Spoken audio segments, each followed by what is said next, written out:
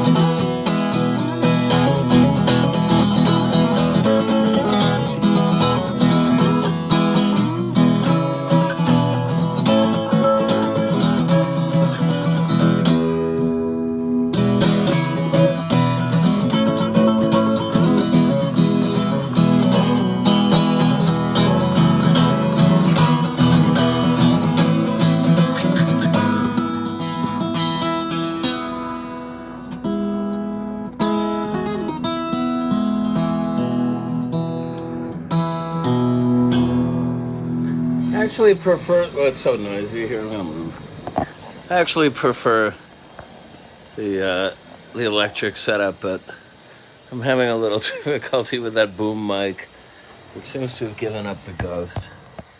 And maybe the thread got stripped. I don't know. I mean, it wasn't the world's most expensive boom microphone stand, but I think it definitely needs replacing. So anyway, I'm thrown back on my own devices here.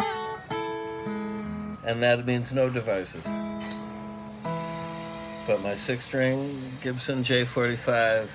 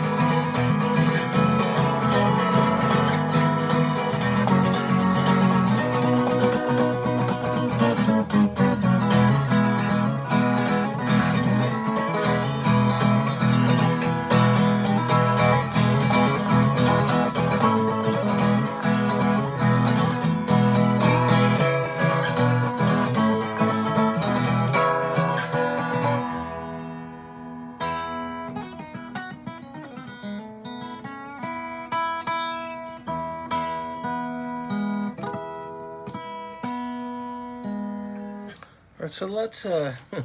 Haven't played this thing in a while, really about 6 weeks.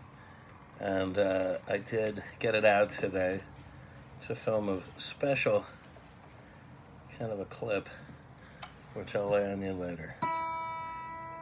But, I have my technique, and then there's the seat of the pants technique.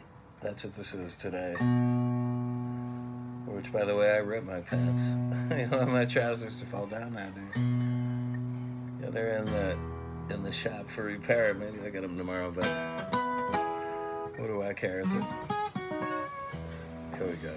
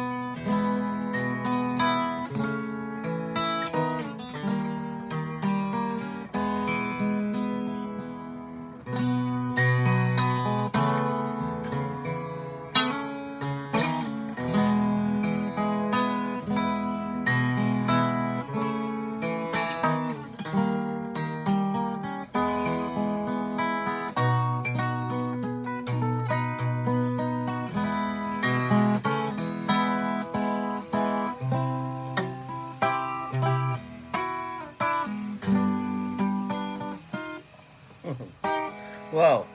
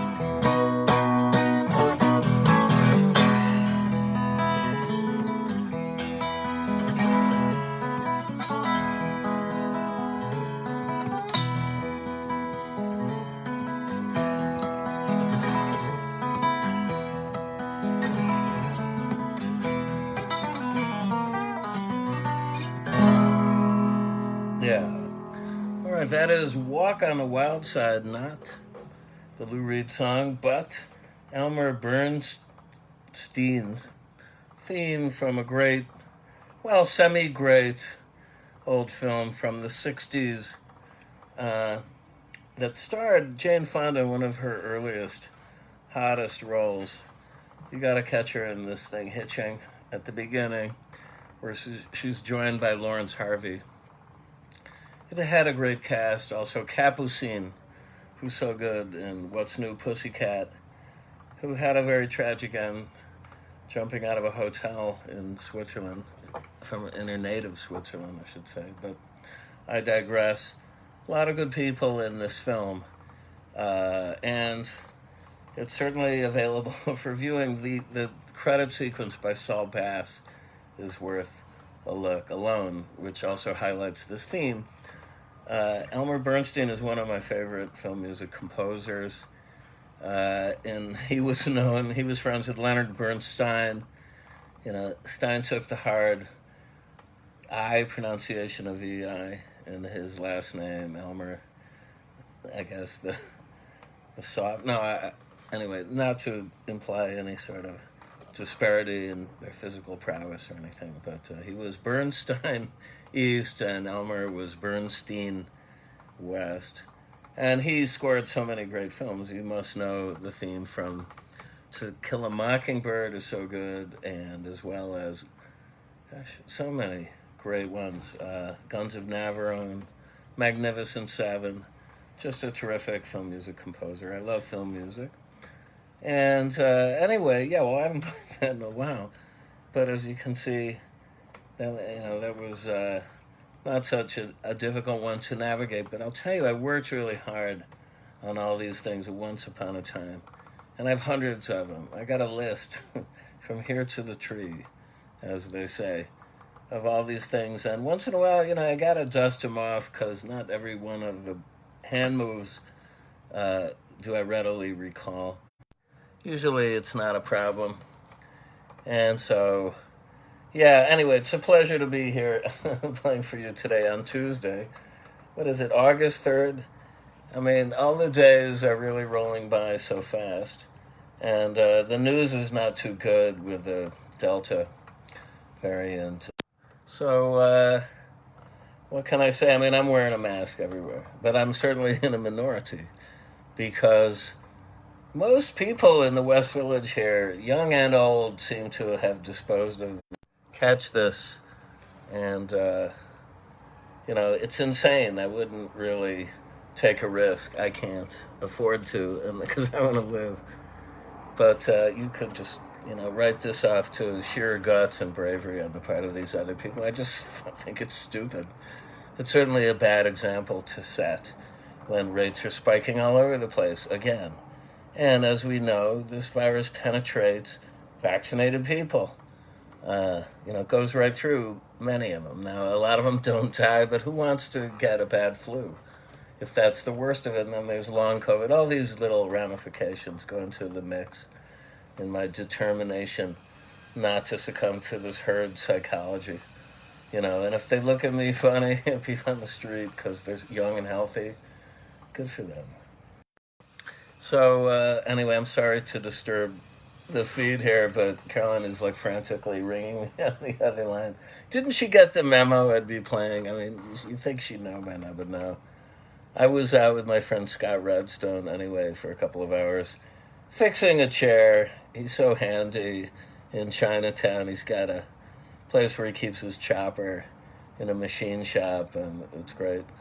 And then I took him for lunch to, what else? Papaya Dog. It used to be known as Papaya King. I mean, it's kind of a knockoff, but I think it's about approximately the same hot dog as it was, except now it's $6.99. Gone are the days for $3 you could get 2 Papaya King hot dogs with sauerkraut and a pina colada or a coconut champagne. That was always good on the menu, or mango juice. They're down to pina colada and mango juice. But it tasted damn good and always a treat. I think that the last remnant of the chain in the East Village on 8th Street closed up shop during the pandemic, the ongoing situation. And it's now, there's one lonely Papaya King left, I think, on 86 and Broadway. But if you're in New York, folks, in Manhattan, definitely pay him a visit. I'm kind of a hot dog guy. I had a discussion on this recently because I love pinks and all, but they're really not the greatest. The best I ever found, well, there's two. Chicago hot dogs by far, I think, are preferable. Who cares what they're made from? I wouldn't dwell on such unsavory details, but they're really good, and they do it with celery salt and cucumbers in the bun and all sorts of stuff that you would normally think to put on a hot dog if you're used to East Coast, Yankee Stadium kind of fare. And the other one is bratwurst, particularly from Dresden or Leipzig. Many is the delightful roasted bratwurst I would get hot off a grill in a university town. It's really annoying. So, anyway, she's driving me crazy today. So what else is new? I don't know what else to say other than I'm really looking forward to going and recording this new project that got derailed a couple of years ago because of a tropical storm that flooded out the subway tunnels. I have a ride down to this location, and it'll be great to get that moving. Meanwhile, this is ridiculous. My project with David Cisco is about to get a full release digitally. And God knows I've posted enough links to clips, and I hope you were entertained by them. Some people don't seem to get them. They consist mainly of pulp paperback covers. And, I mean, guys, gals, people thought like that and looked like that, and I'm not going to hide that light under a bushel, especially as, I wouldn't say anybody is harmed in the making of or the looking of it these days, when you can go to Pornhub, I'm told, and see the real thing, not just like 50s cheesecake, all there displayed on a platter for your delectation for nothing. And kids are certainly up to that, and every other sort of sexual activity. And to pretend otherwise is just absurd. So, anyway, please enjoy, all that is to say, please enjoy Dunny Ratboy, which is the second single. First single, Realize It, is also kind of a hero and villains gallery of people fascinated by or who were influential on me or were out and out villains. So you decide who's who. Yeah, on the YouTube and Vimeo versions of that clip, I definitely identified everybody.